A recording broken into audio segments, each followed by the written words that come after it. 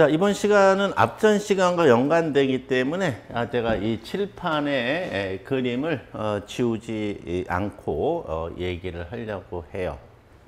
여기에 이제 그 콘덴서를 설치하면 어떤 의미가 되는 거냐 하면 얘를 갖다가 요쪽에다 그릴게요. 여기에. 자, 지금 발전소가 있잖아. 이렇게요. 간단하게 설명을 할 테니까 잘 보시고, 발전소 이렇게 발전기가 이렇게 있어요. 그러면 이제 송전선로를 지나서 변압기가 있는 큰 변전소를 지나서 이렇게 오게 돼요. 그러면 이제 수용가에 오게 되겠지. 그럼 수용가가 가지고 있는 거를 뭐라고 하냐 하면 부하라고 이야기를 해요. 부하다. 그러면 이 부하는 두 가지를 항상 달라고 이야기를 해요. 뭐를 달라고 하냐 하면 부하에서는 유효분하고 무효분을 다 달라고 이야기를 합니다. 그러면 예를 들어서 봐봐. 유효분. 예를 들어서 유효전류를 8A를 달라고 그러고, 여기다 그림을 그려야 될 건데 너무 바짝 붙였네 내가. 자, 여러분들 요거 잘 집중 잘해야 돼요. 여기에 부하가 유효분 전류를 8A, 그 다음에 무효분을 6A를 달라고 이야기를 해요. 부하가 값이에요. 예. 그러면 여러분도 잘 알다시피 이 라인에 흐르는 전류를 계산할 때 어떻게 계산해요? 전류. 유효분, 무효분이 합한 전류가 흐르겠죠? 그래서 유효분 전류하고 무효분 전류를 합한 상태. 요거를 우리는 뭐라고 얘기하냐면 P상이라고 이야기를 하는 거죠. 그러면 여기 전류 계산할 때 항상 어떻게 계산해? 유효분과 무효분은 직각으로 계산하잖아. 그럼 여기에 8A. 그 다음에 여기 6A. 그러면 이 라인에 흐르는 전류는 10A가 흐르는 거예요. 그래서 여기에 이렇게 10A가 흘러간다. 그러면 당연히 전압 강화라든가 전력 손실이든가 선의 굵기가 10A에 맞춰져 있을 거 아니에요. 그렇죠? 그러면 지금 여기 라인에 전체 흐르는 전류는 10A인데 이 10A 중에서 유효분이 8A잖아. 예. 이게 0.8. 이거를 역률이라고 하는 거예요. 그래서 역률은 전체 전류라고 하는 건 P상 전류를 말하는 거죠. 유효분 전류가 몇 % 차지하고 있느냐, 이거를 우리는 역률이다라고 이야기를 하는 거예요. 그런데 콘덴서를 갖다 걸어서 어떻게 하냐 하면 여기 부하에다가 저 콘덴서를 이렇게 병렬로 걸어서 만약에 콘덴서를 한 5A짜리 걸었다고 한번 생각해 봐요. 5A SC예요. 그러면 여기에 병렬로 걸어야 되는 거야. 직렬로 걸면 안 돼. 직렬로 걸면 충돌이 나서 이거는 서로가 상쇄되는 거예요. 호환이 이게 도와주는 게 아니야. 네, 병렬로 걸어야 돼요. 그럼 5A가 이렇게 걸어주잖아요. 그럼 얘가 5A가 이렇게 들어가. 그러면 여기서는 어떻게 되느냐. 야, 얘가 5A 도와주고 있잖아. 그러니까 6A가 갈 필요가 없어. 얘가 요구하는 거는 6A를 요구하잖아. 근데 여기서 5A를 도와주니까 요 라인에는 어떻게 되느냐 하면은 유효분 8A에다가 무효분은 1A만 가면 돼. 1. 예. 그래서 1A만 가면 되는 거지. 그러니까 이 라인에 흐르는 전류는 8 더하기 1이니까 이거는 거의 8.1 정도 될 거야. 이렇게. 그러면 10A 흐르던 것이 콘덴사를 걸어줌으로 인해서 8.1로 줄었지. 예. 그러면 이때는 어떻게 돼? 전체 흐르는 전류가 8.1A인데 여기에 8A가 가는 거야. 그럼 거의 뭐가 됩니까? 유효분이 차지하고 있는 게 거의 뭐가 돼? 9% 정도 될 거 아니에요. 그렇죠? 그래서 0.99라고 가정해봐. 이거를 우리는 역률이 개선됐다라고 하는 거예요. 그래서 자, 여기서 말하는 우리가 역률을 개선하면은 전력 손실은 I-R이지. 전압 강화는 IR이지. 하니까 I가 줄었잖아. 10A에서 8A, 8.2A, 1A로 줄었잖아. 그다음에 설비 여유도 생겼죠. 10A 전선에 8A가 흐르니까 8.1A가 흐르니까. 그리고 전기 요금도 감소하는 거죠. 이건 뭐냐면 한전에서 여러분들이 이렇게 역률을 개선해 주셔서 콘덴사를 사다 걸어서 역률을 개선해 주셔서 우리에게 많은 도움이 됐다. 그런 의미에서 우리도 여러분에게 기본 요금을 좀 깎아주겠다. 이런 조약이 있어요. 그러다 보니까 역률을 개선하면 그만큼 이익이 된다. 쉽게 얘기해서 콘덴사 값을 받는다. 이렇게 생각하시면 되겠다 하는 거예요. 그래서 이 부분을 좀 설명해 주려고 여러분들이 이런 건 좀 알고 계셔야 되거든. 그래서 간단하게만 한번 보여드렸어요. 그렇지만 이제 콘덴사를 설치하면, 자, 이쪽 그림으로 다시 와야 되겠네. 예, 여기 이제 설치하게 되면은 이제 약간의 이제 보안 장치가 좀 들어가줘야 돼요. 여기, 요번엔 이렇게 그림을 그릴게. 밑으로 그릴게, 내가. 그러니까 이제 콘덴사를 설치를 하게 되면, 여기서 몇 암페어가 공급이 돼요? 아까 내가 설명할 때 여기서 몇 암페어가 5암페어가 공급이 되는 거고, 여기서 이제, 8A하고 1A. 여기서 1A가 와야지. 1 더하기 5니까 6이 되겠죠. 근데 여기 이제 보호장치를 좀 해야 돼. 그 보호장치 중에 가장 대표적인 것이 방전 코일.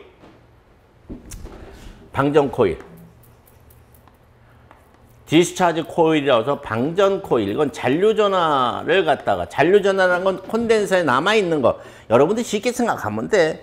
여러분들 그 자판기 있죠, 자판기에서 자판기 하다가 고장 났어. 거기 그러면 뭐가 돼? 좀 전에까지는 자판기가 동작을 했다가 고장이 났을 때 그 자판기 안에 있는 물통에 물이 고여 있을까, 물이 있을까 없을까? 있지. 그건 잔류야. 예. 그래서 그 잔류 전화를 갖다가 방전한다.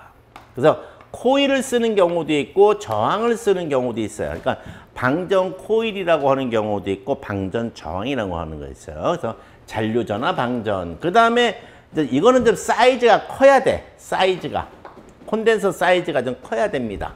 그래서 콘덴서 사이즈가 클 때는 여기에 코일, 그래서 직렬 리액터.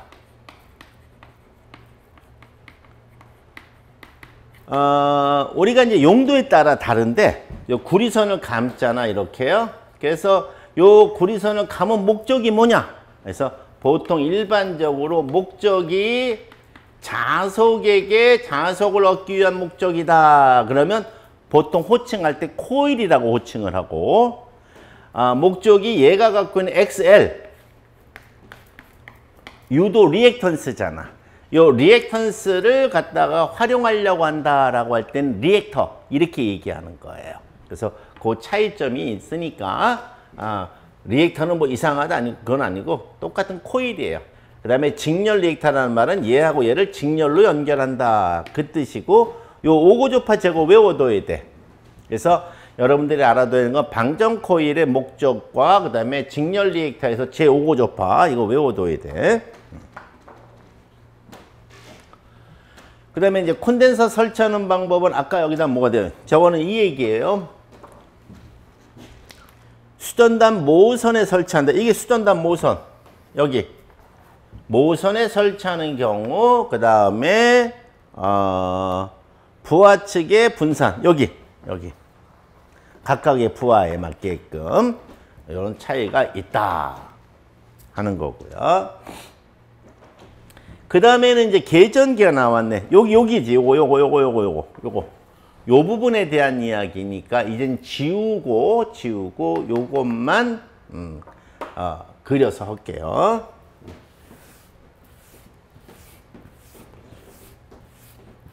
이거는 이 부분은 좀 집중해 줘야 되는 게 마냥 외우기만 하면 뭐가 뭔지 모르고 외우잖아요. 굉장히 힘들어. 그래서 여기 아까 내가 설명한 내용을 여기다 할게요. 여기다 차단기가 이렇게 있다. 차단기가 있을 때 이 라인에 흐르는 전압과 전류의 상태를 보고 하는 것이다. 자,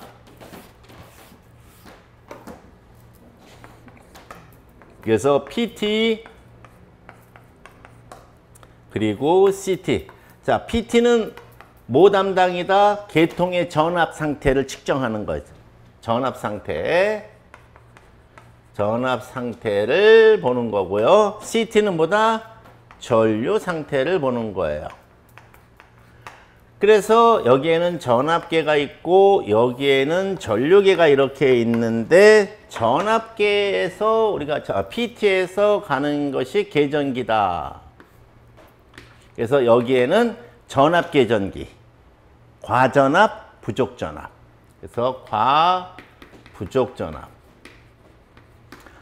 여기서 가는 거는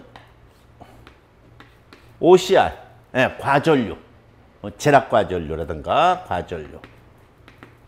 그래서 여기에서 이렇게 차단기를 동작시키는 거예요. 지금 얘를 물어봤네. 오버커렌트는 물어봤네요. 그래서 한시형이라고 하는 거는 지금 흘러 들어오는 이 전류가 이게 좀 시간이 지나면 전류값이 가라앉을 것이냐, 전동기 기동전류 같은 걸 말하는 거예요. 그래서 이거는 한시형은 과부하 상태, 그 다음에 순시형은 뭐가 됩니까? 단락사고. 그래서 50일 계정기, 과전류 계정기를 보게 되면 이렇게 이제 구닥다리로 보면 여러분들이 이해하기 쉬울 거예요. 여기 ICS가 있고 여기에 IIT가 있거든. 요게 한시기능, 요게 순시기능. 요 50, 요거 50일 이렇게 되어 있다. 그 다음에 진학 과전류 계전기는 OCGR이라고 하는 것은 그냥 플러스 시켜서 외워두는 게 좋아요. 이거는 뭐 여러분들 결성 과정을 보는 게 아니니까. 그래서 51N 이렇게 표현이 되어 있어요. 그래서 여기에 진학 과전류 계전기 OCGR. 그 다음에 과전압 계전기. 여기니까 전압이니까 PT 연결됐겠지. 과전압은 과니까 55로 시작해요. 5보라고 외워두시면 되고, 부족전압은 20번, 27번. 이것까지 물어본다고 그러면 이거는 조금 무리가 좀 있긴 한데 외워두는 것도 어쩔 수 없는 상황이에요. 그 다음에 부족전압 계전기. 여기서 정정치라는 말이 나는데 앞에도 있나? 이 정정치라는 말은 일본식 표현이에요. 이거는요. 이건 세팅 값이라고 여러분 생각하면 돼. 정해놓은 값. 정해놓은 값. 몇 볼트 이하가 되면 동작해라. 몇 볼트 이상 되면 동작해라고 만약에 정해놓잖아. 그러면 그 값이 바로 정정치다라는 거예요. 그래서 여러분들 뭐 세팅이라고 하면 알죠? 세팅 값이다라고 생각하시면 될 거예요.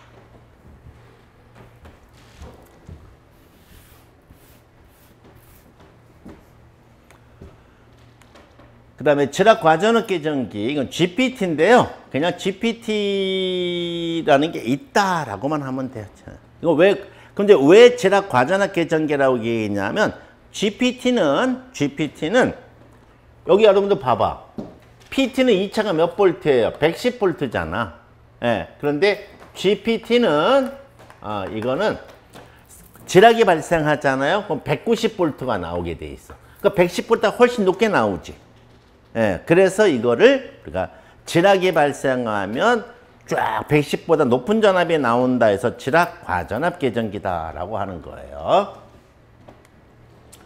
그 다음에 선택 지락 계전기. 여기서 선택에서 S는 selected를 말하는 거야. selected. 누구냐? 누구냐? 자, 예를 들어서 여기 혼자 있어. 사람이 하나 있어.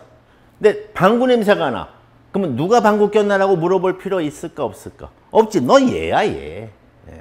근데 사람이 둘 또는 셋, 넷 이렇게 여러 명이 있어. 그럼 방구 냄새가 나. 그럼 어떻게 돼? 누가 꼈을까라는 생각을 하게 되죠. 그래서 라인이 하나가 있으면 지락이 발생했을 때 뭐 야 너 방구 낀 놈이 너 하나밖에 없잖아. 라인 한 명밖에 없잖아. 라인 하나밖에 없잖아. 하니까 지락이 발생했다. 그럼 당연히 이 라인에서 지락이 발생한 거지. 근데 라인이 여러 개야. 그럼 어디서 발생했어? 모른단 말이야. 그럴 때 쓰는 계전기가 바로 선택 지락 계전기다. 그러니까 혼자 있으면은 관계가 없는데 여러 라인이 나간다 그러면 반드시 선택, 어느 라인에서 지락이 발생했는가를 보는 거다. 그 다음에 방향성 이런 거 신경 쓸 거 없어요. 다 의미가 없는 거예요. 그 다음에 비율 차동 계전기 이것도 외워둬야 돼. 예. 뭘 보고 찾아야 되냐면 꼭 기억해야 되는 게, 자, 발전기에서 고장났다? 변압기에서 고장났다? 좋아. 그런데 꼭 들어가야 되는 단어가 있어. 뭐요? 내부 고장. 내부 고장이란 말이 들어갔다면 머뭇거리면 안 돼. 내부에서 고장났어. 발전기 내부에서, 변압기 내부에서, 모선 내부에서, 내부란 말 나오면 무조건 차동 계전기 아니면 비율 차동 계전기인데, 지금은 사실은 다 비율 차동 계전기를 써요. 차동 계전기는 오동작을 많이 해. 그래서 그거를 개선한 것이 바로 뭐가 돼요? 비율 차동 계전기다라는 거예요. 그러니까 비율 차동 계전기에서 꼭 알아둬야 되는 거는 내부 고장이란 단어 꼭 기억을 해 두셔야 돼요. 여기서 B는 버스, G는 제너레이터, T는 트랜스포머, 변압기란 뜻이에요. 자, 수용률.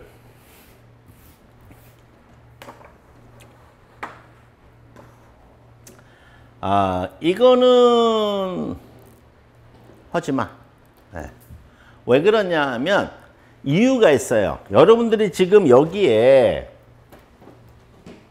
이쪽에다 쓸게요. 수용률, 부등률, 부하율 여기에 대한 이야기가 나올 텐데, 여기에 대한 이야기가 나올 텐데, 이거는 수용률하고 부등률은 설계할 때 하는 거야. 설계할 때. 디자인. 변압기 용량을 얼마짜리 써야 되느냐. 또 수용군. 네. 여기에 설계할 때 쓰는 거고, 얘네들 둘은 얘는 운용을 할 때 설계를 해서 다 해놨어. 그 다음에 얘를 사용을 할 때 얼마만큼 가성비 있게 활용을 하느냐. 예. 활용에, 설비 활용에 그 활용률. 예. 그래서 부하율이 높다라는 말은 활용을 잘한다는 뜻이고, 부하율이 낮다라는 말의 의미는 뭐가 돼요? 괜히 큰 돈 주고 사갖고 거의 써먹지 않는다 그런 뜻이야.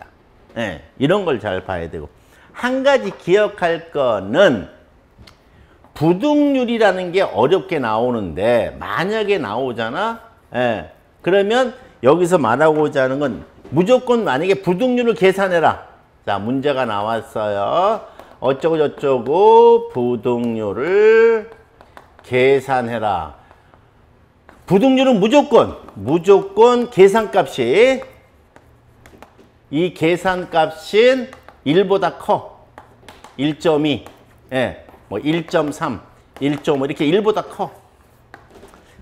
그러면 만약에 문제에서 다 나오면 어떻게 되느냐? 그때는 부등률은 문제 볼 때 이렇게 물어볼 수 있어요.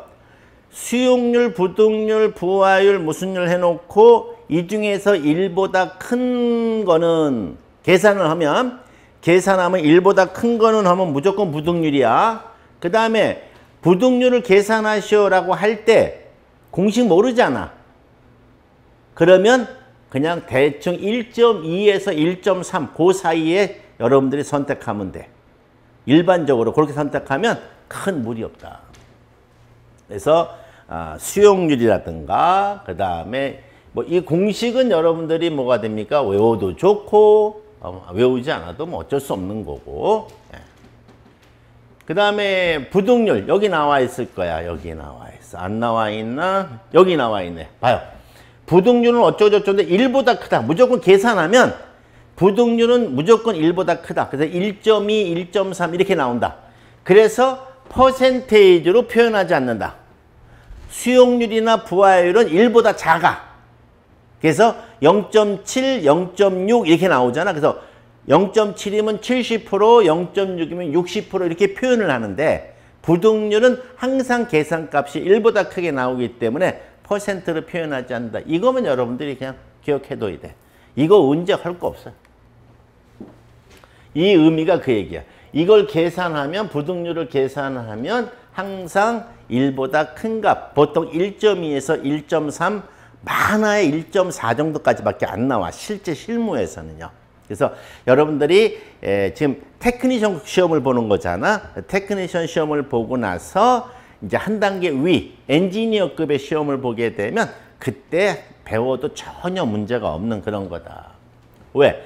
그러면 이걸 설명을 안 하는 이유가 무엇이냐? 60문제가 다 이런 60문제가 수용률, 부등률, 부하율이 나왔다고 다 나와. 거기서만 60문제가 나온다고 쳐. 그러면 해야지. 근데 그게 아니거든. 나올까 말까. 만약에 60문제 중에서 수용률 문제 한 문제, 부하율 문제 한 문제, 부등률 문제 한 문제 나왔다. 그건 미친놈이야. 예.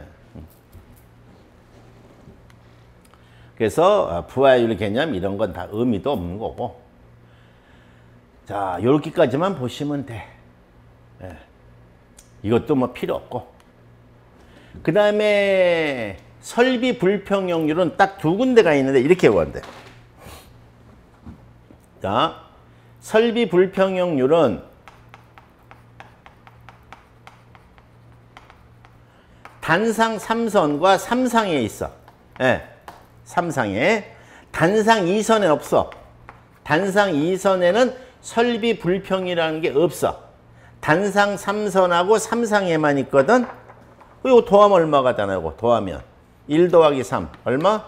4, 40%. 3상은 30%. 요것만 외우면 돼. 이렇게만. 더 이상 진도 나갈 필요 없다. 예. 그래서 중성선이 있는 단상 2선식, 단상에선 중성선이 있는 단상 3선식. 그다음에 3상은 이제 각상의 불평형이 걸리기 때문에 중성선이 있는 경우도 있고 없는 경우에 다 해당이 돼. 그래서 이거는 그런 얘기고, 이건 2분의 1은 양쪽에 있다는 뜻이 되는 거거든. 요것만 외우면 돼. 이렇죠. 단상 3선식 1 더하기 3 얼마? 40%. 여기 40% 나와 있죠. 요거. 그다음에 3상은 무조건 30%다라는 거 외워두시면 돼요. 여기 30% 나와 있죠. 이거 30%. 그렇게 외워야 돼. 더 이상 들어가지 마라. 더 이상 들어가지 마라. 자, 이렇게 해서 우리가 일단 설비에 대한 기본적인 형태를 봤고요. 내가 여러분에게 그림까지 그려주면서 해줬으니까 다시 한번 그걸 갖다 머릿속에 집어넣어야 돼. 머릿속에 집어넣지 않고 그 그림 따라 한번 그려봐요. 안 집어넣고 이걸 외우려고 하면 매우 힘들어. 그렇게 다시 한번 연습해서 여러분들 저 도면은 실무에서도 매우 중요한 부분이거든요. 그리고 여기에 또 이제 요즘은 또 뭐 조명도 좀 나와. 그러니까 그런 부분도 좀 더 추가해서 할 거니까 오늘은 여기까지 하도록 할게요.